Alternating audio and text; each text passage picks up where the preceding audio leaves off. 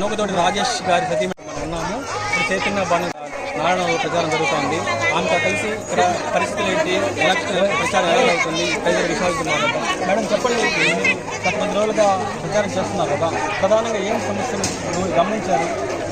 ఇక్కడ చాలా ఉన్నాయండి సమస్యలు. చాలా గ్రామాలకి రోడ్లు లేవు, డ్రైనేజీ లేవు, వాటర్ ఫెసిలిటీ లేదు.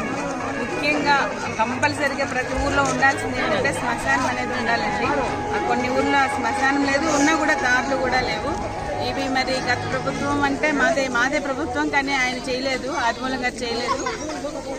ఆయన ఖచ్చితంగా చేయాలని మినిమం నీడ్స్ అండి ఇవి.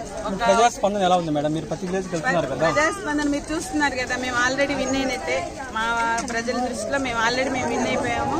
మేము అందరినీ సెలబ్రేట్ చేసుకుంటున్నాం. ఒక రకంగా ప్రతి ఊరు తిరిగి సెలబ్రేట్ చేసుకుంటున్నాం ముందుగానే. నూకతోటి రాజేష్ గారు బయట ఊరు అభ్యర్థి అని చెప్తున్నారు, బయట గ్రామస్తులు ఈ ఊరు కాదు చెప్తున్నారు. దీన్ని మీరు ఎలా కౌంటర్ చేయాలి? వాళ్ళు విమర్శించడానికి ఏమీ లేక వాళ్ళు విమర్శిస్తున్నారేమో. ఊరు ఎక్కడున్నా మనం మనసు ఇక్కడ ఉండాలండి, చేయాలన్న మనసు ఉండాలి. ఆ సంకల్పం ఉన్నప్పుడు ఎక్కడున్నా ఏమున్నా చేయొచ్చు. మేము ప్రస్తుతం తిరుపతిలో ఉండొచ్చు, రేపు ఉండేది మేము సత్యవేడులో ఉంటాం, పిచ్చాటూరులో ఉంటాం, నారాయణవనంలో ఉంటాం, కేవీపురంలో ఉంటాం. ప్రతి ఊర్లో మేమే ఉంటాం. మీరే చెప్తారు ఆ విషయం. ఇది గమనించాలి. సుమారు మీరు ఎన్ని ఓట్లు గెలుస్తున్నారు? సుమారు ఎన్ని ఓట్లతో గెలుస్తాను చెప్పండి? 35,000 45,000. అదండి మా వాళ్ళు చెప్పారు. 35,000 నుంచి 40. అంత కాకపోయినా మేము విన్ అవుతాం, ఎంతైనా విన్ అవుతాం. అది